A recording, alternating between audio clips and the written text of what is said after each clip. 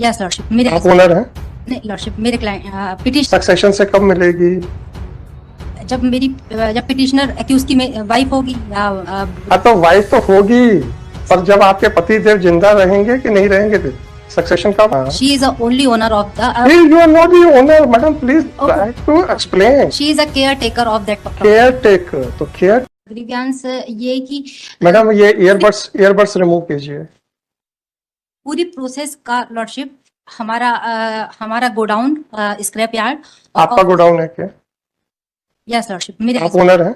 नहीं लॉर्डशिप, मेरे client petitioner के तो फिर तो उससे क्या होगा?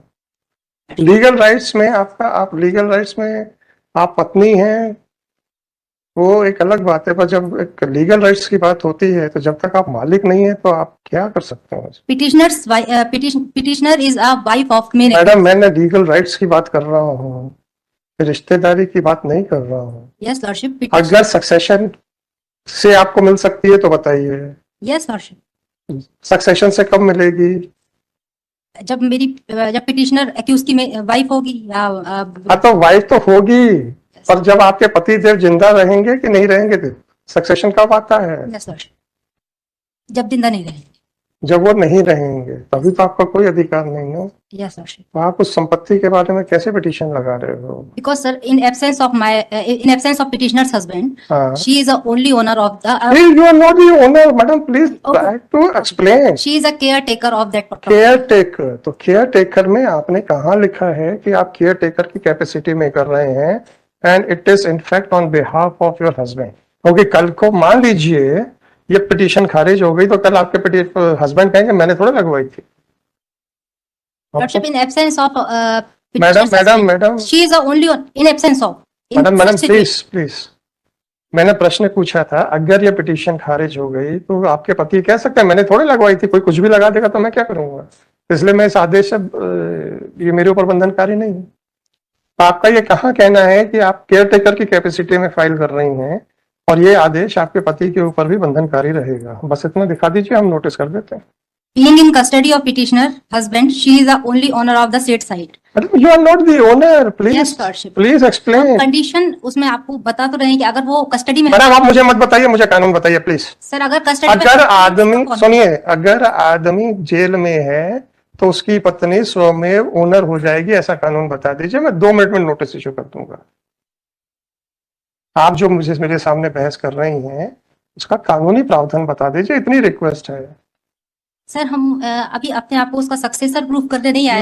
मैडम आप करने आए हैं कि नहीं आए हैं? हाँ सर, हमारे अच्छी बात है, प्रश्न पूछने का कोई औचित्य नहीं। ग्रीवियंस हमारे पति की प्रॉपर्टी को, जो कि हमारा ओनली सोर्स ऑफ इनकम है, उसकी सिक्योरिटी को लेके है, क्योंकि हम लोग घर में केवल 3 फीमेल मेंबर हैं और सभी फीमेल हैं। राइट। तो सारी प्रोसेस की ना वीडियोग्राफी कराई गई, ना ही कोई प्रायर नोटिस दिया गया उसको डिमोलिश करने के पूर्व।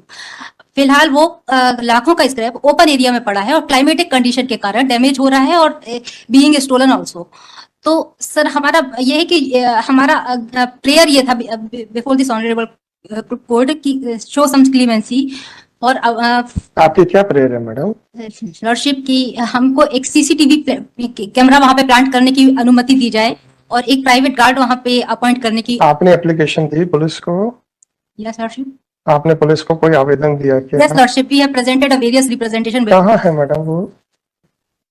कौन सी रिकवरी में? जो बिना हमारी अनुमति या आपकी अनुमति की आवश्यकता क्या है? आप तो मालिक थोड़े हो। सर घर के किसी भी मेंबर को मैडम आपको मैं एक छोटा सा एग्जांपल दे रहा हूँ, शायद आप मेरी बात को जरा अच्छे से समझ जाएंगे। वो 39 की बेल एप्लीकेशन लगती है ना? Yes lordship.